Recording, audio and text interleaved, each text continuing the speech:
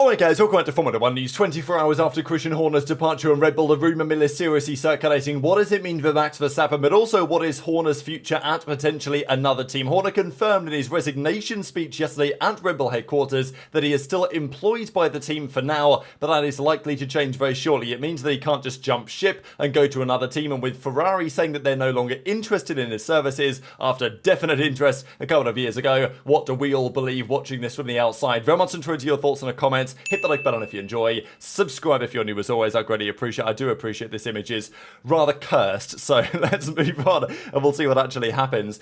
Just to quickly mention, Laura McKees, it's going to be a very different feeling Red Bull from now on. Horner is a character, like him or loathe him, he did a good job of that. And, well, whether that was the best thing for Red Bull, certainly at the time, it definitely felt like it was. Horner embodied what Red Bull was about as an organisation, pushing the limit in absolutely every single regard, for good or for ill. Over the last couple of years, it feels like, certainly since Mateschitz' passing, Red Bull has become a little bit more of a corporate entity, and maybe they need a little bit more of a corporate figurehead behind it. Who knows, but Laura McKees is certainly not going to be a rock star exactly, although he kind of looks like one in this Toro Rosso shot in the top right-hand side, which goes pretty hard. So he's the character to keep an eye on. Of course, Horner's tenure, 20 years, 14 different drivers. Some of them were sacked mid-season, as Horner has been over the last day or so.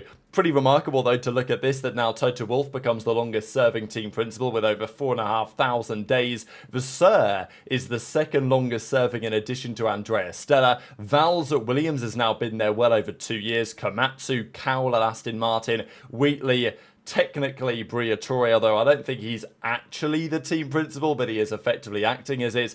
And then McKees and Permain have taken over their new positions. It's complete chaos. Yuki Tsunoda says, "Thanks, Christian, for all the support you've given me this year. It's been amazing to see what you've built at Red Bull, and thank you for making me part of that. I've learned a lot. Grateful for everything." And even, can you believe it, Helmut Marko had a few words to say. Of course, Marko doesn't have his own Instagram account, I don't believe. Anyway, if he does, I probably won't be following. But what he does say, based on the announcement that Red Bull put out, you guys can just about see it. Dr. Marko says, "Christian and I have worked together very successfully for over 20 years, both in Formula 1 and Formula 3000. I would like to sincerely thank Christian for that. During this time, we were able to celebrate an incredible number of outstanding achievements. We helped develop 2 World Drivers' Champions and several Grand Prix winners. That has been and still is the Red Bull way. As for the current sporting situation, there are still 12 races to go, and we will continue to fight for the Drivers' Championship as long as it's mathematically possible." Kind of excluding the fact that a constructors, while technically mathematically possible, is unrealistic. It's pretty funny that Marko, given this 20-year history, I mean, he doesn't say much, does he? He's like, "Yep, thanks, Christian. It's been a pleasure. And now back to Max." Right? Like, that's kind of what he talks about. We know that there has been a big battle between these fellows over the last couple of years or so, and, well, it might be seen to some degree as Marko's got his way, he's got his wish, he successfully ousted Horner after the big power struggle that we know was at least involving these two to some degree over the last couple of years. Marko wins, maybe, Horner loses, and we see the outcome of that. So some great shots from their history, and, you know, there's no doubt it's a seismic day in the history of Formula 1. Now, this was a leaked speech you guys may have seen of Horner talking to those at Milton Keynes, and we'll go through in a second what he had to say, because it was pretty interesting. Speech was done, I don't know, 10 o'clock yesterday morning, something like that, when it became clear that this needed to happen, or this was happening, and Horner had no say in the matter. He says, "Yesterday I was informed by Red Bull that operationally I'll no longer be involved with the business or the team moving forward from this gathering. I will still remain employed by the company, but operationally the baton will be handed over." So this is interesting, right? He's not been fired with immediate effect. He has been relieved of all operational duties, which will in short order become his firing. But crucially, he is technically still employed and being paid by Red Bull. I think his contract lasts until like 2030 or something, so they're obviously not going to keep him on garden leave until then. But there may be some sort of deal whereby they say, "Okay, Horner, you can go, we don't want to pay you anymore," but they may keep him on for some time. So he's not like he's just been eliminated and everything's terminated and he's a free agent. That's not true. He is technically still a Red Bull employee, but in short order he won't be. And he says it came as a shock to himself. I will say there was lots of very interesting stories emerging. I watched Kim Willman's video he talked about on Sunday after the Grand Prix.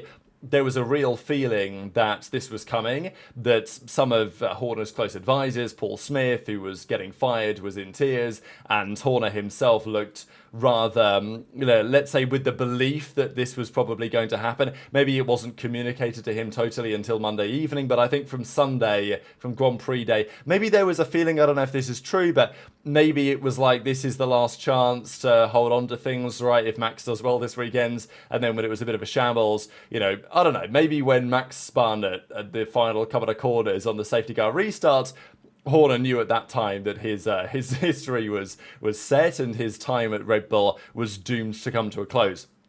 He says it came to a shock to him though, but what I've done over the last 12 hours is reflect and express my gratitude to each and every single member of the team that has given so much during the 20 years that I've been here. Out of 2 rundown buildings, we started to build what became a powerhouse in Formula 1. Watching and being part of this team has been the biggest privilege in my life. That's what Horner had to say. The question, therefore, is, okay, what next? Some key figures in addition to Horner have gone. Where's Max going to go? Is he going to go somewhere else? Is he going to stay? Brundle thinks that it increases the likelihood of him to stay, which we will see.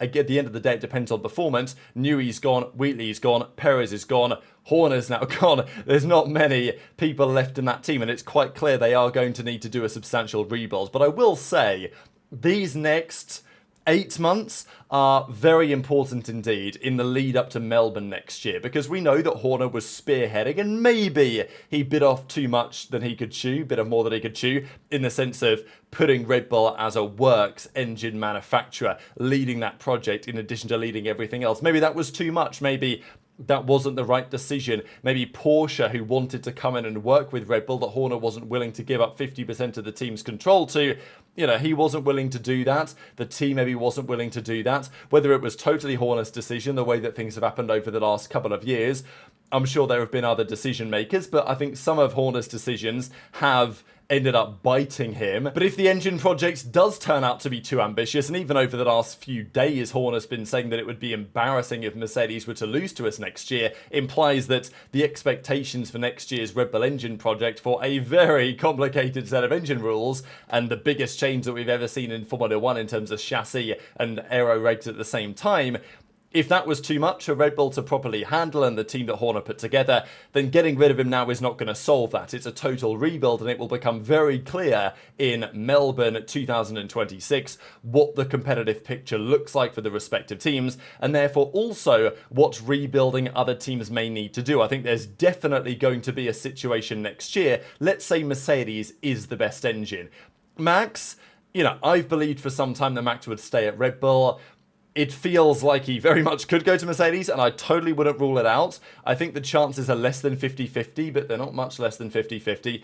But I've thought for some time, and I'll stick with it, that I think it'll be Russell Antonelli at Mercedes next year, and Max will stay at Red Bull for at least another year, because I think for Max, if he was to go to Mercedes, and what if Ferrari nail the regs, or what if Mercedes mess it up somehow, or what if, Red Bull actually do a killer job unexpectedly, and, it would be a big decision for Max to make going into 2026 when nobody really knows where people stand. Would it be a surprise if Mercedes have the best engine and therefore one of the best cars?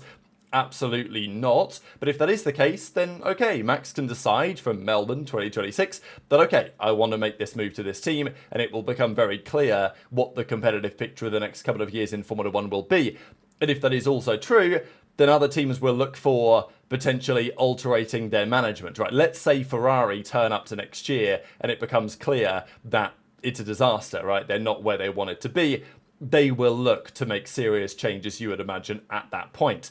And other teams will be in the same boat as well. So I think there's an argument to say, in the same way that the drivers next year will be looking very closely at the competitive order, and if the Mercedes is the best engine, all of those Mercedes seats will have a lot of interest, let's say, from drivers up and down the grid.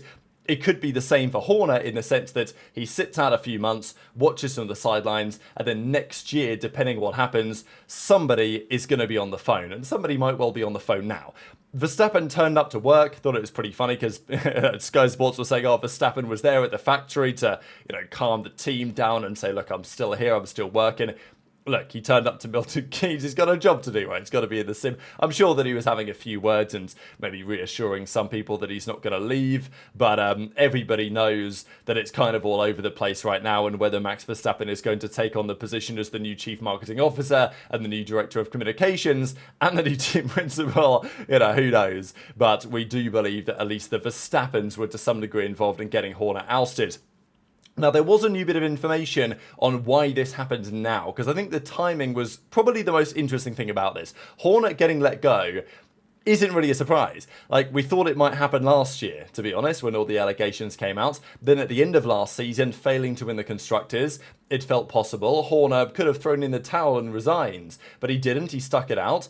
And he is so highly regarded by the people who work for the organisation that it becomes very difficult to get rid of him. And we know that Nvidia, the Nvidia family, that own 51% of Red Bull, they backed Horner to the hilt through all of that drama, while the Austrian side, who owned 49%, wanted him gone. Now, a few weeks ago, on the 31st of May, Nvidia's personal stake has been transferred. So basically the way that it worked is the Austrians owned 49%, Nvidia owned 51%. Now he only owns 49%, and his 2%, he changed where the 2% is held. It's now held by a different company. So it's still kind of his, but technically on the books, it's 49%, 49%, seemingly therefore making it easier for the Austrians to maybe make the decision that they wanted to make all along, because it seems like Nvidia was very much a Horner, supporter. The Austrian side of the business in Salzburg, who have made all of these decisions, as they've made it very clear that they have, Oliver Mintzlaff, among others, over there as the CEO, they were pushing for this for a long time. They wanted Horner gone for a long time. It wasn't happening because Nvidia wouldn't sign off on it. Then, all of a sudden, he becomes a 49% owner rather than a 51% owner, and therefore maybe it becomes easier for the Austrian side to effectively get their way and make that decision based on the various things. So, Nvidia probably gave in at some level by making this change. And just a few weeks after this change was made, we have Horner getting sacked out of the team. So it would be a surprise if that was purely a coincidence, and there's plenty else to talk about today as well. I will say, Horner as a character will be missed from the paddock. Whatever you think of the man, this guy was an entertainer, and I don't think his days in Formula 1 are done. I think he'll be back. I think he will feel that he has unfinished business somewhere, but likely not yet. Certain teams would probably fit his approach, certain teams may not, and that's certainly going to be a talking point when we discuss Ferrari over the coming minutes, and potentially Alpine as well. Now, Red Bull, they're not going to push anymore. Apparently, the upgrade they brought to Silverstone was effectively one of their final upgrades. They may have a couple of changes going forwards, but basically now they're looking at 2026.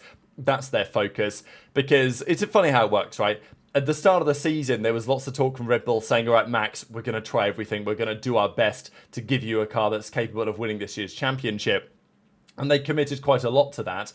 They then realised, probably over the last few weeks, that the championship just isn't really winnable with the way that the car is, even with Max. And therefore now it's like, okay, yeah, Max, we're working on next year's car. Don't worry about this year, it wasn't great. Maybe you can still win it with some magic and, whatever. But we're now focusing on next year. So obviously, they're going to do everything to keep Max, because with Horner gone, Max is the most important man at Red Bull Racing right now. Ferrari, funnily enough, they're taking a different approach. They're still bringing upgrades. Now, they have a few more things to come. They've got this rear suspension. They've got another floor tweak, I think, possibly as well. After that, I'd imagine nothing really more. But we're over halfway through the season. The biggest regulation change you're probably ever going to see is happening next year. And Ferrari are like, yeah, well, the SF25 is not too bad, is it? We could still win a race with this car. And Hamilton's like, Fred, please, let's just do next year.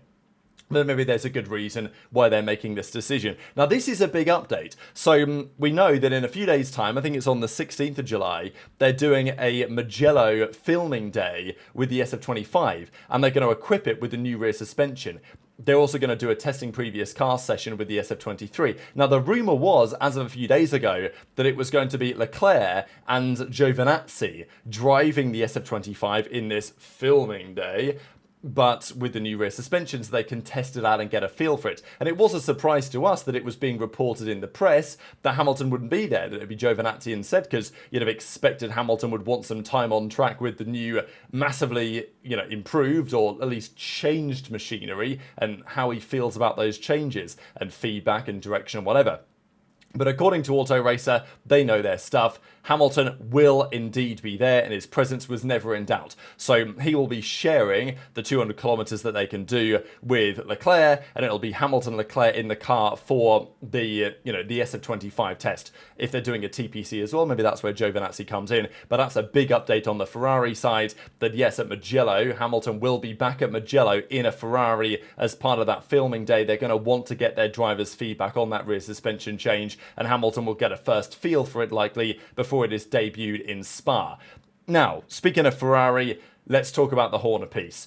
Where would he go? Where would make sense for Horner as well? There were a lot of questions. I mentioned yesterday my general perspective on Horner, and maybe Horner did the right thing, as it were, when Mateschitz passed away. There was lots of, a big power struggle internally, and maybe Horner, wasn't exactly striving for power as much as he decided that it was in the best interest of the team that he accrue as much power as possible. But I think with Horner, there's always, with everyone involved, there's always a bit of ego in play at the very least, and I think Horner would have loved to have owned the team outright, or at least owned some part of the team, and that never was really a possibility. So I think for Horner, where he goes next could be tied to that to some degree. Not saying that that would be the be-all and the end-all, but it is a conversation to have that, a team like Alpine, just hypothetically, or Aston Martin, they would be willing, like Lawrence Stroll would be willing, I think, to give Horner a slice of the pie in exchange for taking that team to the top. Now, whether Newey and Horner would work together again, given some of the things that broke down at Red Bull, it is, of course, a question. And Alpine, yes, very corporate, but there is a feeling that that whole team might be potentially spun off into its own entity, of which Horner could potentially take serious control. Those are a couple of options floating around. Maybe Cadillac, but I feel like that's slightly less likely. The big one, though, of course, is what about Ferrari? We know that they've been into some degree of turmoil. There have been serious questions as to whether Vasseur's future is in jeopardy. Elkann, Vigna seem to have implied that that is most certainly the case. And we know that a couple of years ago, Elkann turned up at Horner's house and tried to convince him to join Ferrari. Horner said at the time, "I'm not the right man. I want to stay at Red Bull for the time being." But absolutely, there was an intention there of Ferrari to get Horner. They thought instead of Binotto, he was the man to take them back to the top. Now, of course, at Ferrari, things are different. The politics, the way things work internally. Horner's not going to go to Ferrari and get given an ownership stake. Good luck with that, right? So there are some factors that, maybe similar factors to what pushed Newey away, that could push Horner away too. Or the other option is they simply don't want him anymore. And that is another option as well. Either because they think Vasseur is the man for the job now, although I kind of doubt that. But there was a rumour today that Corriere, put out there. Corriere were, I think, one of the publications to report on Vasseur's, let's say, unsteady grounds. So there was a feeling that they were informed by people particularly close with Ferrari. And the rumour coming up publicly today, one day after Horner's firing, is that yes, before Vasseur took over, Ferrari had shown heavy interest in getting Christian Horner on board, but due to the off-track controversy surrounding him, they are no longer interested. So that is a possible explanation. Is that a fair point, right? We know that Horner is a controversial figure, certainly after the investigation, and he was cleared of wrongdoing by the investigations that happened. But, with all of that controversy, and with the way that Horner goes about his business, would Ferrari feel like, from a cultural perspective, from a PR perspective, it's not the best fit? Yeah, I think there is probably some truth to that. But they were interested in Horner for a very good reason, and it's not like Vasseur's come in and taken them back to glory, right, in every single regard. So Maranello say that there's no interest in Horner, for now, right? But I think things could potentially change. I'm not surprised, really, that the rumour coming out today is that, no interest in Horner, we're not planning to get him in or whatever like that. It makes perfect sense. He was only sacked yesterday. Give it 6 months, give it 12 months. I think that the stance could change. Depending what happens at Ferrari, the stance could change. It's not something that I'd rule out. As I say, for Horner, he wouldn't be able to get probably what he wants out of Ferrari. But equally, it is Ferrari. And as I say, like, Horner has his pros and his cons. I think, his ego has driven him to success, and also to some of the events that have happened over the last couple of years. But I think for Horner, the opportunity to manage and take Ferrari back to the top is surely one of the most compelling opportunities that would exist in Formula One, if they're interested. Right now they say they're not, and there are rumours that discussions with Fred Vasseur about a contract renewal are ongoing. They're discussing, duration of a contract. They're discussing the level of authority that Vasseur would get. There's definitely a feeling that the politics, again, as always at Ferrari, that the team principal probably needs a bit more decision-making power further up the chain. As is the case in many other organisations, but isn't really at Ferrari because they're Ferrari. It is what it is. So there's lots happening right now. Ferrari, at least sources at Ferrari, seem to be suggesting, look, we're not interested in Horner. We're discussing a renewal with Vasseur. That may happen. That may be locked in. But if Ferrari turn up next year and it's a shambles, you can bet that someone will be thinking about picking up the phone to Christian Horner. So very much interested in your thoughts on all of this stuff in the comment section below. Hit the like button if you enjoyed. Subscribe if you're new. Take care. And I'll see you next time.